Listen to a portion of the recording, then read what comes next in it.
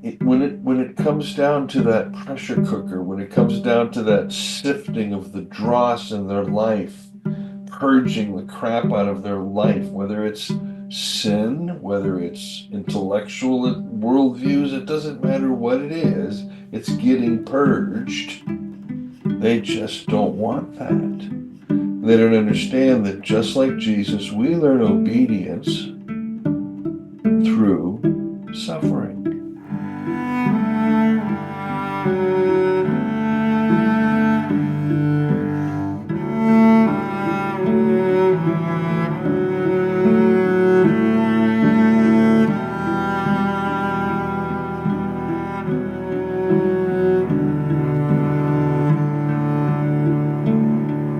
Welcome, everybody, to In the Shadow of the Cross. I am Loren Rosser. I'm here once again with my two friends, Jim Durkin Hello.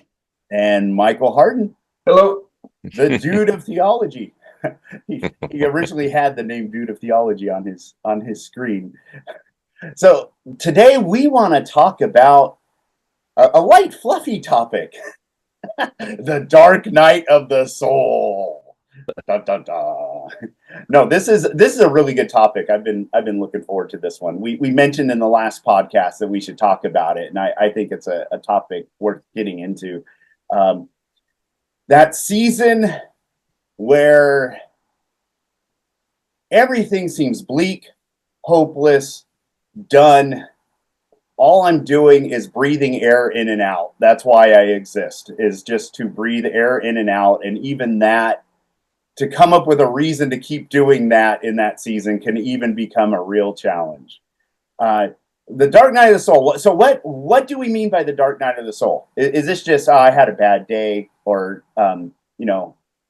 my car broke down, or is it oh man, I just lost my job? What do we mean by the Dark Night of the Soul? Well, I think to everybody, it is different. Uh, but basically, for me, what we're talking about is when life has so knocked us down that everything we believe about our relationship with God and his ability to come through is being challenged at the very core of that belief. Um, and that can be anything from death of a very close loved one to a divorce to a business failure. It takes on different forms, but it's the thing that challenges all of the things that we confess to believe in. God is good all the time. He only does wondrous things. It's like, um, and now they're being challenged. Were they platitudes, or are they something that's solidly deep in our heart and uh, scripture taken out of context? And I don't like it when people use it, but though he slay me, yet will I trust him, kind of thing. Wow, I like how you described that, Jim, because I was thinking how, in the way you described it, a car breaking down can be part of a dark night of a soul.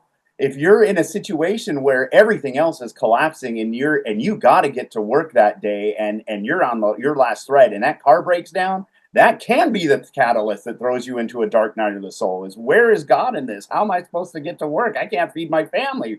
So you're right, it's different for every person, but I like that, thinking of it as it's a thing that brings us to the end of our rope. I think of it that way. Basically. Michael, what are your thoughts on it? Well, there are many fold. First, um, you've both identified, and Jim identified two ways in which the dark night of the soul is manifest. You both touched on the psychological, but Jim came in also with the spiritual component. which I think might also, one could put in parenthesis, the intellectual component, Mm, you know. But it's the deeper question. This doesn't make sense to me. Why do the mhm, wicked prosper? I mean, it's these great questions, you know. Why is there evil in the world? What did I do? You know, it's these large meta questions about everything now, including oneself in relation to whatever and whatever's relationship to you, you know. So I thought that was real good. I had some curiosity pique me, and it's been a long time, long time. I read this text back in the early 90s. Um, and it is The Dark Knight by St. John of the Cross. Hmm. mm, Now, The Dark Knight is the exegesis of an 8 stanza poem. Okay? And at the very beginning of this poem, he says, in this book, we will first cite the entire poem, then each stanza will be repeated separately and explained, and finally, we will do the same thing with the individual verses. The first 2 stanzas proclaim the effects of 2 types of spiritual purgation. One, a purification of the sensory part, the other, a purification of the spiritual part. The remaining 6 stanzas proclaim some of the marvelous results which are obtained from the spiritual illumination and from the union with God through love. Now, I'll read you the poem in a second, but here's what's really, really important about the way John, St. John of the Cross, is going to describe the dark night of the soul. He does it in the form of a model of spirituality that came out of the Catholic Church, very, very specifically with St. Ignatius of Loyola and his spiritual exercises, which are built around a very specific model, a 3-stage model: purgation, illumination, union. mm, First, you get rid of the junk. That's mhm, your deconstruction. Then you see something you hadn't seen before, and you become one. Now, Bill Wilson visited a Catholic monastery just before he created the 12 steps. And the 12 steps are built on this exact model. The first 4 steps are purgation. Steps 5 through 10 are illumination. And steps 11 and 12 are union. I mean, the Jesuits, if this is what they practice, you know. And so there is an intellectual purgation in part in the dark night of the soul, but it's not the only thing that's there. But you have to go through it, according to John of the Cross, in 2 phases. First, he says, you have to come to the end of tactile sensory things where all food tastes like dirt. Nothing gives you pleasure. You're mhm, just, like Loren said, you're just breathing. mhm, Okay. And then he says, then there's a spiritual purgation that has to go. And that includes all this false view of God stuff and questions.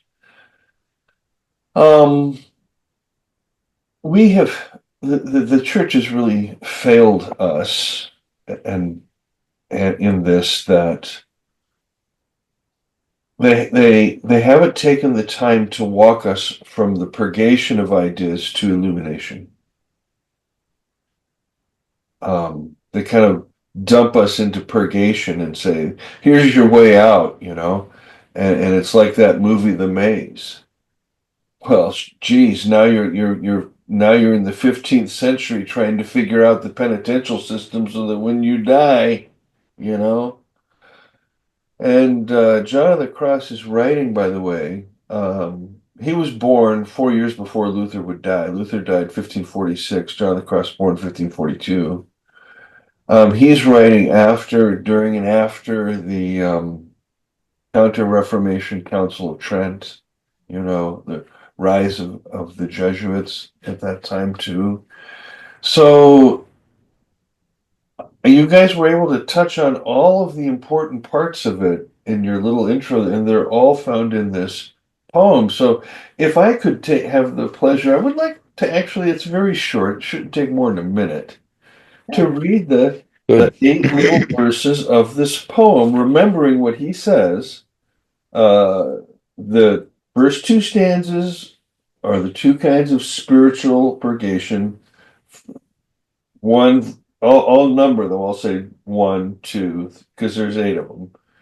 And then the rest have to do with the benefits that come. So check this out. It's called Stanzas of the Soul. One. One dark night, fired with love's urgent longings. Ah, the sheer grace. I went out unseen, my house being now all stilled. Verse 2. In darkness and secure, by the secret ladder disguised.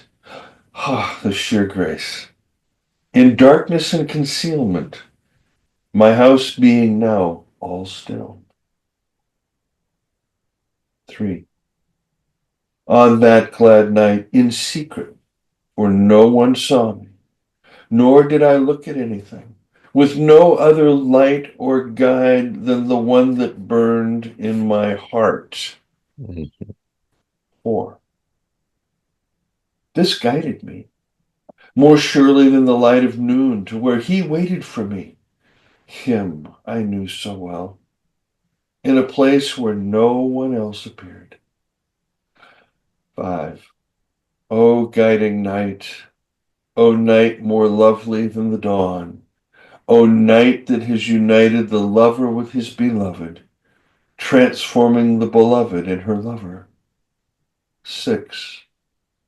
Upon my flowering breast, whom I kept wholly for him alone, there he lay sleeping, and I caressing him, there in a breeze from the fanning cedars. 7. When the breeze blew from the turret, parting his hair, he wounded my neck with his gentle hand, suspending all my senses. 8. I abandoned and forgot myself, laying my face on my beloved. All things ceased. I went out from myself, leaving my cares forgotten among the lilies. Beautiful. Now Wow. that is the poem that John of the Cross will use that and explain it in his now more psychological slash spiritual way. So I it's for me when I read that, what blew my mind was that the purgation part, which is for us the hardest part, you know, going through a purging process is really hard. I mean, it's like the gospel is this worldview ayahuasca ceremony, and we're just vomiting out all these bad worldviews from having ingested the gospel. Um,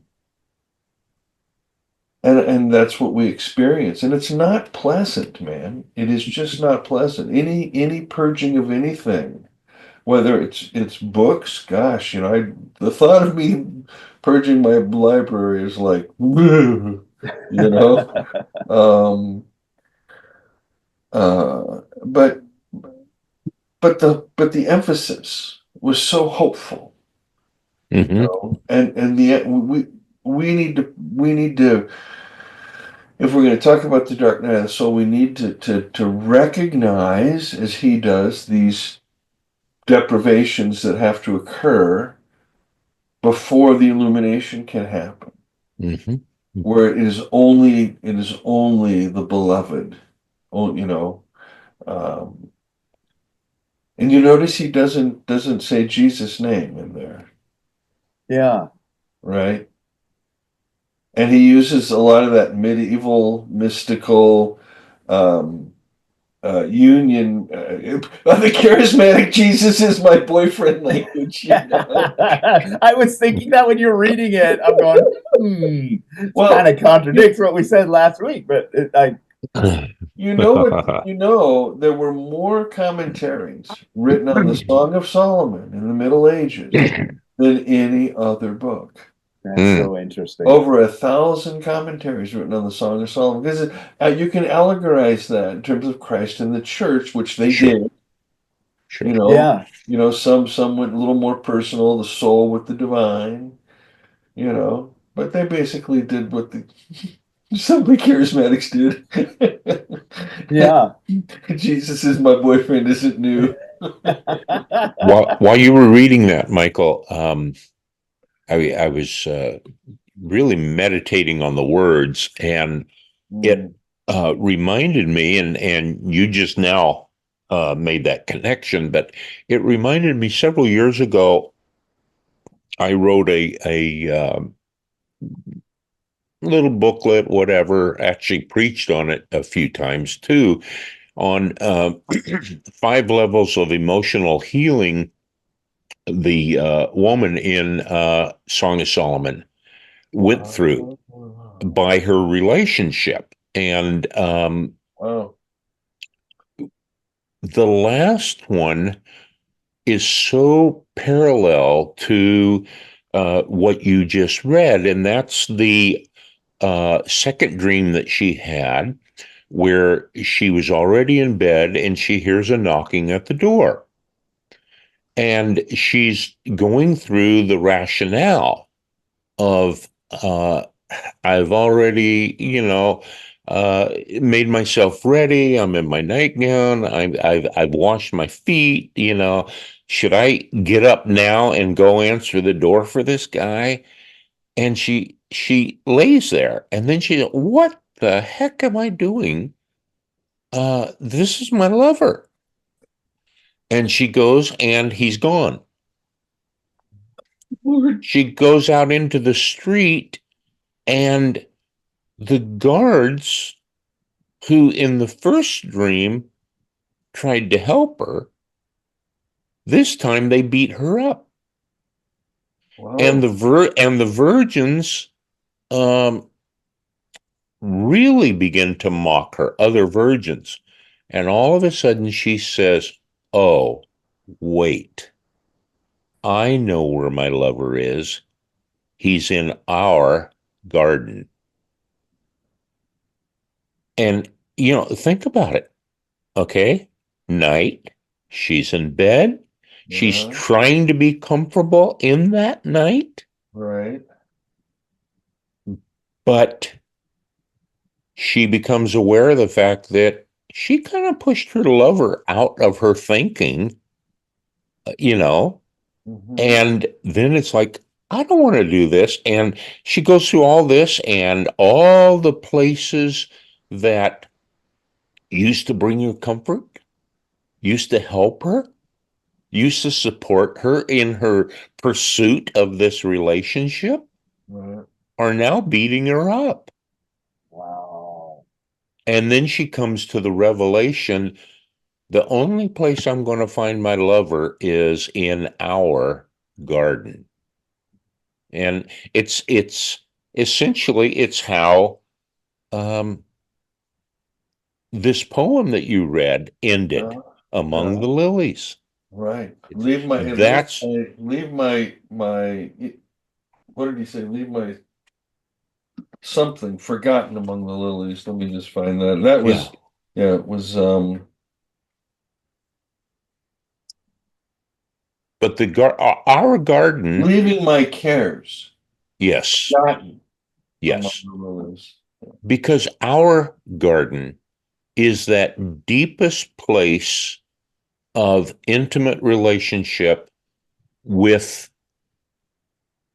The Father. the Trinity, the Father, the Lord, the Holy Spirit, however you want to say it, but really the Father, the one Yes, who loves us when everything else fails us. that's right. That's right. Wow. That's spot on. You see, that's the gospel. That's the gospel. Yes. Yeah. Wow. And I like how you pointed out, Jim, in the poem pointed out, Michael, how that everything that before gave you comfort, that gave you comfort before, it no longer does, and now it's even hurting you. Man, Yes. that really stuck out at me because I was going, that that parallels my own journey, Yeah. where the things that I was that before, this is how I follow Jesus, this is what I do, this is the way I live. Those became the very things that turned around and were then later hurting me and causing me great pain. And then it's interesting how you talk about going to the garden in that season. Um, Lily and I, you know, how Eureka was a profound place where Hmm. we met each other. I met Jesus, church's family, Jesus in a whole new way. We said, let's go back to Eureka. And we took a trip back to Eureka, rented a little house there. And that's where we found the Lord start speaking to us again. And so it's so interesting because it just parallels I think that really is a great descriptor of the dark night of the soul, and that the purging that goes on for us, I don't think it's always this way. A lot of times it seems to start with a thought. You start thinking something a little different. You start seeing something a little different. Sometimes that doesn't happen there. Sometimes not until you get to you're in the dark night of the soul and the purging is happening, like Michael shared, and then the light shines. But sometimes it starts with that you're seeing something a little different about Jesus that you didn't see before, and we would call that maybe the seed of deconstruction or whatever. You start, but we think we're ready to run with it. You know, I'm going to run with it in my current paradigm, in my current frame of mind. We don't realize you're headed right into a bulldozer. You know, because what that new thinking is, that renewing of the mind requires you to change. You can't take the current way you are, the current status quo, and your current way of thinking, and just adopt that into it. And cool, now I'm going to be a popular teacher or something. You know, which, to be honest, that's kind of the frame of mind that comes in. You know, when especially back in my days as a youth pastor, was cool. You know, this, as we said last week, that'll preach. You know, and but we haven't lived it. You know, it's not a Those, part of yeah. who we are. And uh and, and that's I see where the dark night of the soul begins, is all of a sudden this thought that we thought was like a cool thing, and now I can win arguments with it, or I can really preach a sermon with it or something.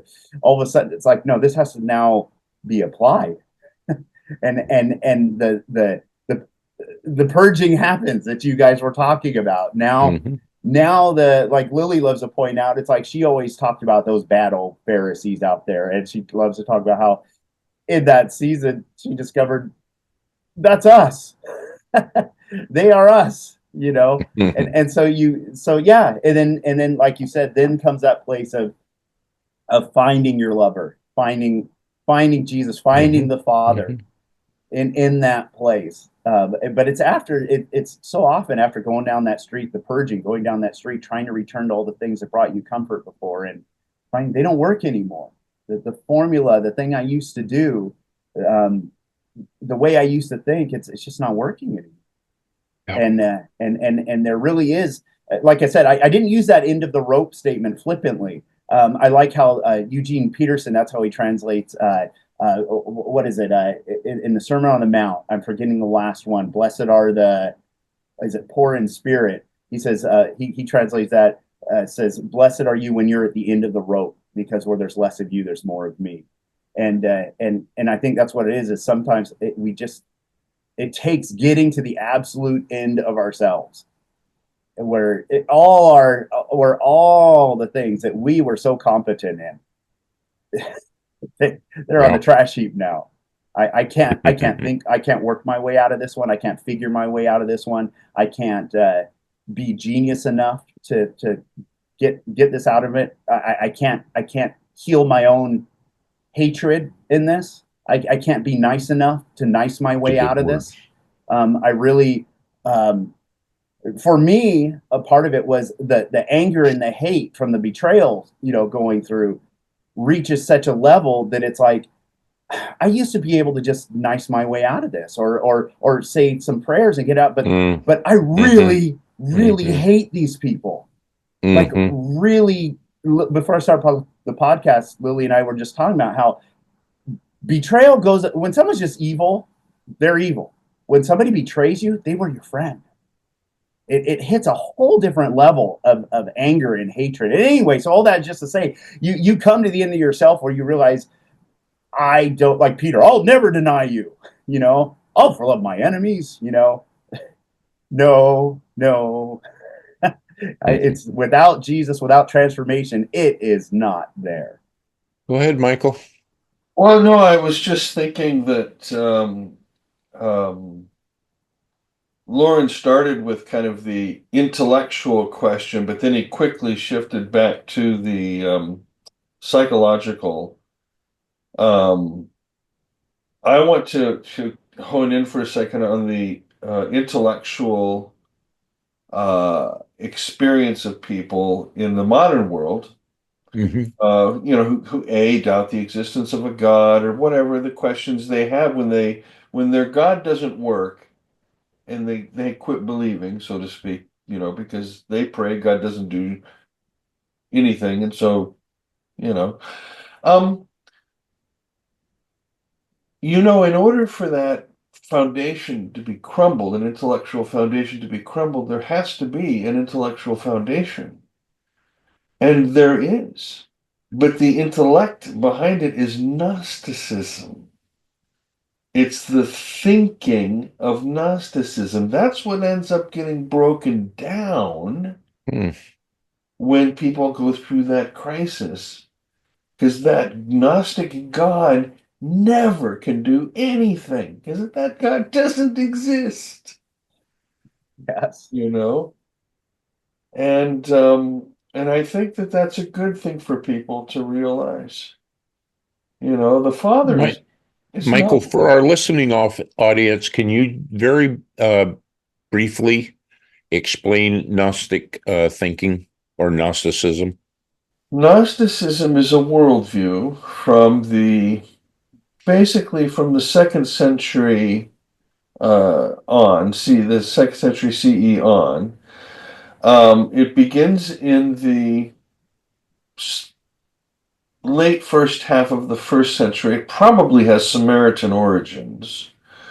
But it's a worldview that separates the spiritual from the physical completely. The two Okay. cannot meet. They can't Yeah. touch. Matter is evil, spirit is good. And that the presumption behind that is we down here in the matter have forgotten our spiritual roots or our spiritual identity, but there are secrets that are given to the teachers and they'll teach us the secrets, and then we can Mm, join Mm. them in this beautiful thing. It's based upon correct knowledge. That's why the word gnosis, which means knowledge, mhm, mhm. is used. It's the correct way to think about something, you know. So would that include the concept of secular and sacred? Yes, there's a My job, dichotomy. my job is secular. Right. What I do at church is sacred. Yeah, oh yeah, that too. There's a dualism right there. Okay, Yeah, when everything in good. your world is binary like that, Mhm, it's a sure sign that your thinking is dumb and is shaped by Plato far more than it is Jesus. Yeah, yeah. I mean, I definitely see that. I was just chewing on that because, uh, like you said, any thinking also, like you see. Correct me if I'm wrong, but that it's also there's like levels, like you said, the secret knowledge that we move up to another level, and you're reaching a new plateau or something, and I like how you brought up the thing of like that, yeah, thinking there's secret knowledge, and then also the thing of like the belief in a Deus ex machina, that Right. that the Superman Jesus is going to come in and rescue me. And I know for me, that was the huge part of the crisis was that where's my rescue? You know, Yeah. you hit a point where you think, surely it won't go beyond this. You know, you draw that line, and you do. And you're like, wait a minute. It was supposed to happen by this point, and it didn't. And you're still falling, you're still collapsing, or whatever it is. But like you said, but I like how you talk about the thinking, because your thinking does begin to change. That like you said, that non-existent Gnostic God begins to die, because either you have to go basically atheist, like what you see a lot of people do. They'll Yeah. call it deconstruction, but it's like, I'm just, I went into a I'm crisis, God done. didn't show up, I'm Yep. done. Or you have to start rethinking the gospel, rethinking who the Father is, which I don't want to go heavy down this road because we covered in other podcasts, but that's where the cross really comes into play, because you go, wait a Yeah. minute, I need to take another look at this Jesus, this God who hung on the cross, because that doesn't fit with my Gnosticism. This God who suffers and dies. Well, now unless you do what the Gnostics did. So they have just before Jesus is going to get nailed to the cross, the Christ spirit leaves him, and so it's only the human Jesus that suffers. In, Oh, in one of the Gnostic texts, the Christ spirit hovers above the human Jesus laughing. oh my Because God gosh. can't suffer. Right. Because to Right. suffer is to change, and God is immutable. God cannot change. Oh wow. Oh, but I love that statement you just said. To suffer is to change. Yeah. Because it's like that was even the mystery of suffering, is you go through something and it seems like nothing is happening. I You're suffered just, a lot of diapers. yeah, and you're going nothing. Okay, so You I get the lost double my, entendre. yeah, it's like everything goes wrong, all this bad stuff happens, and you're not seeing any new lessons coming in. You're not Right. seeing, because you're like, well, you're going to learn stuff. That Gnostic thinking, you're going to go up a level, whatever, and all you do is come out of it, and you step out of that smelling like crap, just everything's burnt to the ground, and you go, what the hell was that? And So then, but it's then, it's like you said, you change. You it seems find you've like changed. it seems like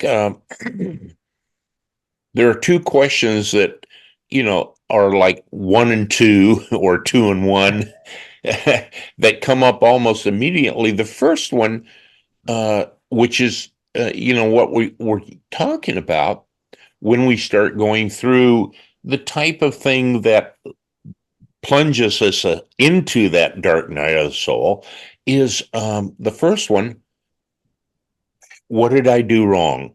Mm-hmm. And the second one is, where is God in this? And like I say, Mm-hmm. they can, those two questions can be in either order, you know, but how many years did I spend uh, as a pastor with people coming, and the first thing they ask is one of those two questions? And the sad thing is, until I begin to learn something, uh, newsflash, pastors don't all know everything. Uh, until I began to learn something, I would answer them, you know. And I think about the answers that I gave, how ridiculous they were. Usually on the what did I do wrong? Well, maybe you didn't do anything wrong, but you probably need to increase your devotional life. You probably need to, you know.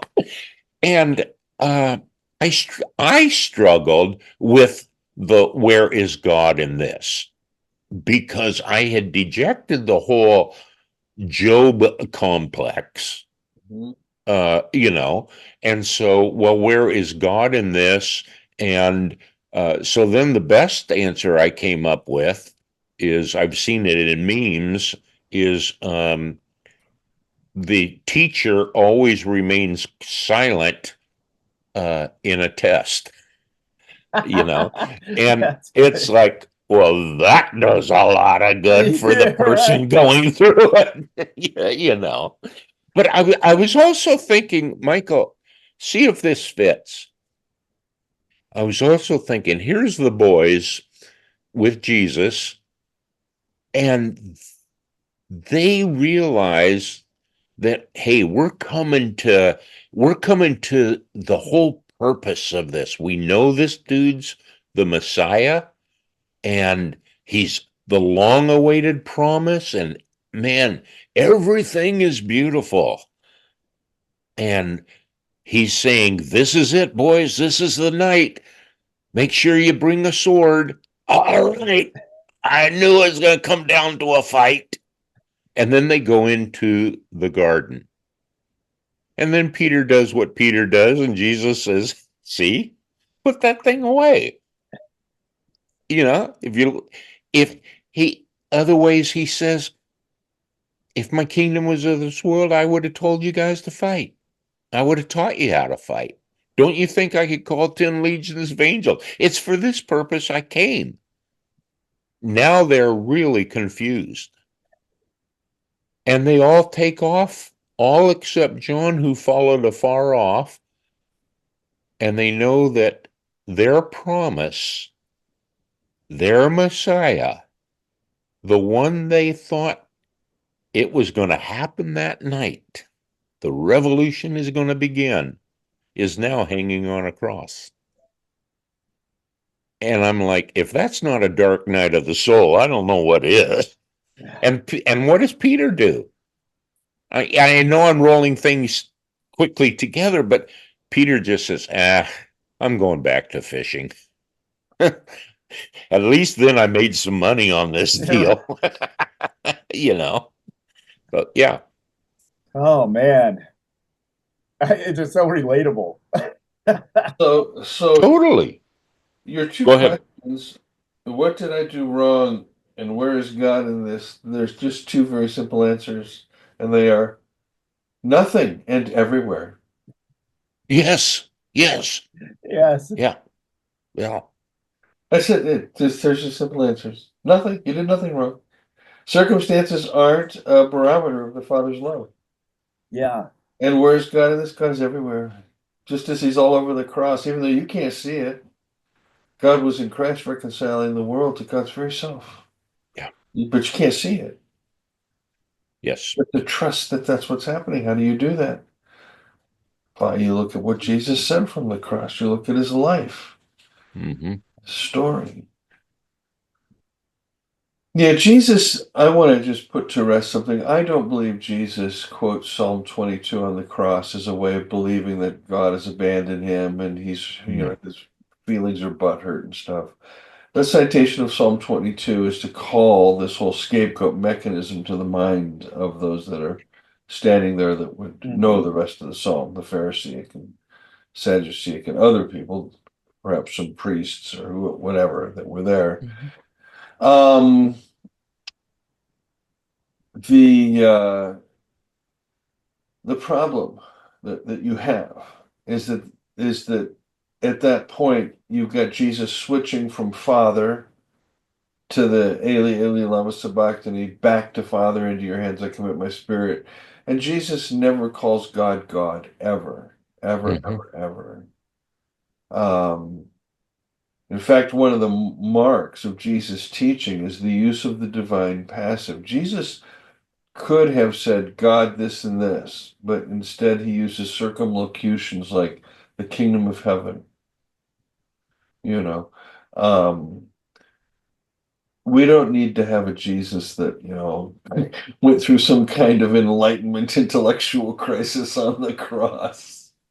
I think it's just silly, to But think. but I think what he was hitting on though with the disciples, going through that dark night of the soul because they had their expectations of what everything was going to look like, and Jesus all the way was trying to free them from that mentality. You see it over and over and Yeah, over. I don't know they went through a dark night of the soul that Friday, Saturday, or Thursday, Friday, Saturday.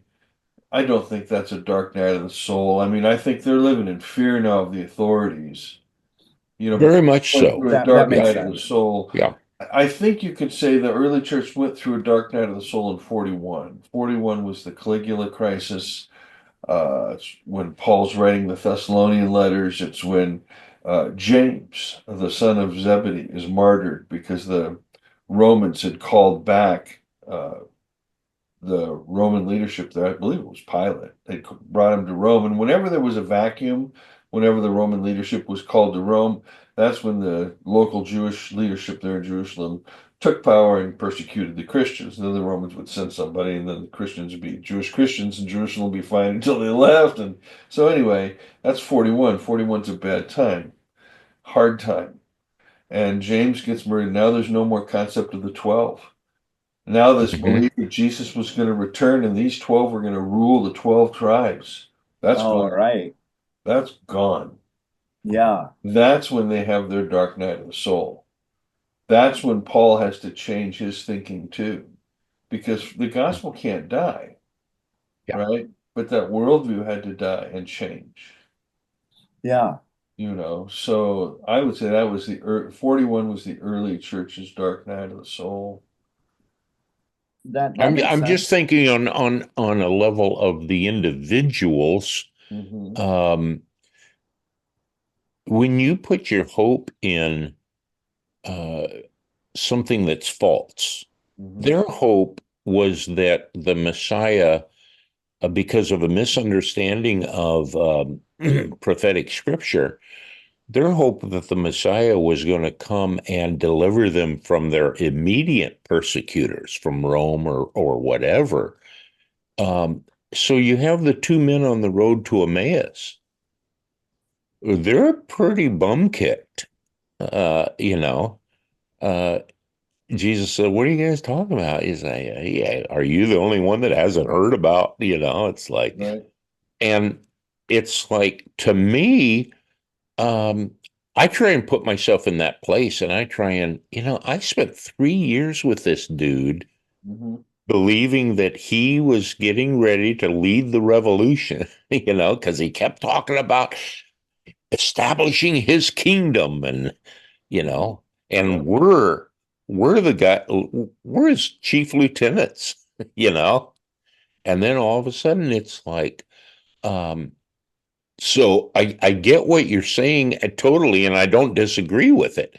Paul said at one time, he said, we were so discouraged that we despaired of life itself. Mhm. That's pretty low, That's Yeah. pretty low. you know. So Yeah. I think um, we all individually, at least for those two guys on the road to Emmaus, I would say it was a kind of a dark night of the soul for them. They were like, we had our hope, but dude's dead now. And how many more thousands of years under persecution, under, armies coming in and capturing us are we going to have to endure before this promised Messiah comes? Yeah, they needed a lesson in hermeneutics. And that's what Luke says. Just says Jesus de hermeneuing. He de Mm-hmm. hermeneuticked the scriptures to them. He showed them how to read them. He Yes, gave them the frame. You exactly. guys got the wrong frame. You got to use this frame. Right. And that frame is the Wow. suffering servant of Isaiah. Use that frame. Now you're talking about a victim. What kind of victim? What about victims? Jesus was well aware that the way the Jewish scriptures were lined up at that time, not canonized, but lined up according Mm-hmm. to degrees of cleanness, from the beginning to the end of that canon, is the murder of Abel and Mm-hmm. Zechariah, son of whatever his name is, Berechiah, there at the end of Chronicles. So Jesus was well aware that the this tradition was about murder, and his own life was reflected there, and he could point to it and say, "See." And isn't that exactly the point of or the 3 points rather, of the poem that you read at the beginning? What do you mean? Well, Purgation, that what he was illumination. doing, what Jesus was doing, changing their hermeneutic, is Right. the illumination. Yeah, that's Yeah. correct. And then in the act of breaking bread, when their eyes were open, Then it's union. then it's the union. But it's Exactly. not with the physical risen Christ. It's with Correct. the present Christ by the Correct. Yeah. Yeah. They've even had to let go of the Mhm. quote historical Jesus in a sense. Yes. Yeah. In a sense. Yeah. I'm just, I think it's really important to note that in the resurrection appearances, Jesus is not recognized. He appears as a total stranger. That's a yeah. Everybody. And it's really important, and um, when you're coming out of that dark night, as it were, the one who, quote, is there to save you doesn't look anything like you may think. that's exactly it. That is so That's true. exactly And, right. you have to be ready for that experience. Yeah. Yeah, because that goes back to what we were saying about you come out changed. That's why you come out changed, because the one you Yeah, meet there is not the same one that you knew or thought you knew right. when you went into it. That's exactly right. Wow. Yeah, because one thing I've seen is that when people go through that, I think a lot of times they don't notice the change until they notice their interactions with other people. They start noticing the way they interact with other people has changed in the sense of something has changed inside of them. I'm not talking like, oh, now like Scrooge gets the visit from three spirits and now he's a nice guy. I'm talking about there was a well that gets dug in that place, and Hmm. the way and your thinking changes, and when your thinking changes, your actions change, and the way you begin your vertical relationship, as we would say, your relationship with the Father, you see who He is, but in that revelation, that can't help but affect everything in your life. So that ends up affecting your relationships with other people. Um, It's one but thing to believe that God loves you an exception. Oh, I believe that. Yeah, yeah. It's another thing to trust it on a deep, deep innate level that no matter what, I know I'm loved. It's very Mhm. different Mhm. Mhm. because there's people they want to affirm that they believe love rules the universe, God is love, it's really good, da da da. Da. But when it comes down to that pressure cooker, when it comes down to that sifting of the dross in their life, purging the crap out of their life, whether it's sin, whether it's intellectual worldviews, it doesn't matter what it is, it's getting purged. They just don't want that. They don't understand that just like Jesus, we learn obedience through suffering. Mhm. yes, But that's exactly obedience to it. what? Obedience to what? Whatever the Father's will is. And it's not for us to say to the Master, this is what your will's going to be for me as a slave. Mm, right. Took the form of a slave, Yeah. learned Yeah. obedience through suffering. Yeah. Oh, wow. That's the dark night of the soul. That's why we go through things. It's about the lessons. And when Jim said, the teacher is silent during the test, that just wasn't something funny. That was profound. Oh, yeah, And it's a kind of a absolutely. Zen koan, Yeah. you know? No, the reason I laughed is because I thought back to when I was a teacher, when we did the state test. We weren't even allowed to look at our cell phones, though. We had to walk the classroom and pay complete attention to the student. So it's like the teacher may be silent, but the teacher is really paying attention. Oh, yeah, sure. That's great. Yeah. You So, mean he's not sitting at his desk reading comic books? no, no. Oh, what are the latest DEI instructions? But no, what we've all been talking about, and what you brought up in your last statement there, Michael, was it's so relevant right now because I'm watching just and I'm not, this isn't to turn this political. That's not where I'm going with this. I'm watching the discomfort in myself and so many people around me with the season we're all going through. And I wonder how much of it is me saying to the master, I don't like how you're transforming me. I don't like that I'm having to actually live and have worked into me the things that I have shared, spoke about, taught about loving my enemy, loving people who think differently, that I am a servant, because we talk about rugged individualism, freedom, I'm a servant, I'm a slave, and I don't like embracing suffering and having to and the big one too is oh, I'm an alien here. This world is not my home.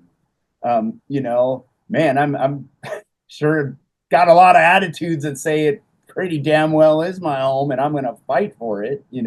So anyway, all of that is to say that I'm seeing just my own resistance that's been coming up a lot lately to the Father, and just daily things, daily little attitudes, daily things that are popping up all the time where it's like I'm resisting being on that potter's wheel.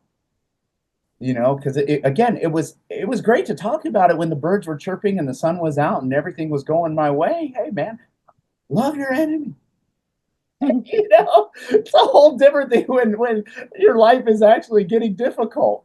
You know, So yeah, it's and but when you said the thing about being a servant, man, that hit me hard because it was like I, that's our stance, and that goes against everything culturally I'm taught. Is our heritage, especially as an American, and my family heritage even that fought in the Revolutionary Wars. No, we're freedom fighters. We get rid of slavery. We don't take on the place of a servant. I think what you're saying, Loren, is so many of us are uh, ruled by our perceptions, Yes, not by our faith, our exactly. perceptions. And the Father is wanting to bring us to that third stage, to relationship. Uh-huh. And it is, how can I say this? It's not easy, It's not. you know, depending on how uh, able we are or willing we are to let go of uh, human, concepts. Um, the idea that this dualism, well, I know that I'm a citizen of heaven and I have no permanent dwelling place on the earth, but right now I'm in America and that guy's ruining my world, or whatever, that party, or whatever. um, well, wait a minute, didn't I, on another whole level, a few years back, go through a whole personal crises that in the end I came to a deeper understanding of my connection, of Father's love for me, of relationship? Then why am I fearing this situation? Yeah. Isn't uh I mean, if he takes care of the birds, isn't he going to take care of me? Didn't he the last time? And I think we grow in those things. I don't think we hopefully we only go through one dark night of the soul, but I'm not sure that's too true. But the lessons, we don't always learn it all in one, trial. That's important. That's important. Yeah, It's yeah, important. that's exactly right. And yeah, there was something you had said, Jim, that it really jumped out to me. But it was that, yeah, the dualism. It's going. If my thinking, if I don't move into following Jesus and the way the Father, Son, Holy Spirit showed we live, if I don't move into that, what hope is there? Because all it is going to be is just a continual thing of if I, it's always when these people go, it'll be better, and we can't live Mhm. that way. That we've been in that cycle in the world forever, Yeah. and that's the thing that's been really Yeah. hitting me is it's like my as Paul's terminology or whatever about the flesh, my flesh is suffering because it does not like letting go of that mentality. It's like I'm discovering I still want an enemy, but that's not gonna change a damn thing because that just Yeah. keeps us trapped in the way things are. And I'm even seeing the thing of wanting a scapegoat. It's like Oh, yeah. wanting someone to put all the sins on to say that person, that group, they're the problem. And if they go away, I even saw it in a movie yesterday. And when the movie was like, "Yay, now everything's peaceful," and I was like, "That was horrible." Yeah, you got rid of the person, so now all the people. It was like that was no solution at all. That'll last you maybe 80 years until your next crisis. Really. So it's like Mm, it's like we have to, and by we I mean me, have to embrace that Jesus is our forgiving victim. And I can't play in this game anymore. So again, so I guess that's a little bit of like you say you go through that dark night of the soul, but there's still the trials. There's still the thing of the unlearning, and so you can have all the correct concepts and ideologies, but if it's not in your life, it's not part of your life, then it doesn't do you any good. Mhm. I think we're probably at time. Michael, tie all this together with a few closing thoughts, and then Loren will take us out. The point of the Bible is to teach us how to suffer, not to avoid suffering, but how to suffer, how to change. Um, and it is God who is at work in us, both to will and to do So good. that change, that transformation. It hurts. It hurts. It's painful. We could use the word soul crushing. You can use the metaphor of coal being pressurized into a diamond. There's many ways to talk about this.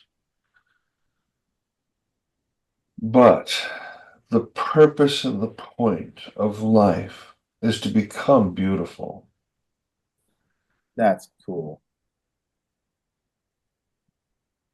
That's an awesome way to put that. Is yeah. It's like who was it? Somebody it might have been you, Michael. Somebody posted this week on Facebook. No, it was another friend of mine had made a statement about getting all mad, getting all angry. He goes, the only thing that's changing is you in a negative sense. Yeah. And that's the thing I'm looking at. I love that you put it in the positive. Is that it's about becoming beautiful and like you said, coal under So pressure good. becomes a diamond, and that's So what the good. Father's after. I love that. There's no better way to wrap this up. Well, thanks everybody for tuning in, and anything new before we wrap up. Anything new going on with you guys? Any progress on books or anything like that? The galleys for liberating the gospel are to come to me in May, and so I'll have my last chance to make any very small corrections. Mhm. Uh, I don't know when the publication date will be after that. I would say within 90 days, perhaps by August, whatever. I haven't seen the artwork either. for the cover. Other than that, no, life is pretty cool. Just looking forward to spring very, very much. Me too. I don't think I've ever had spring fever so bad in my life. Oh, Lord. And it was a mild winter.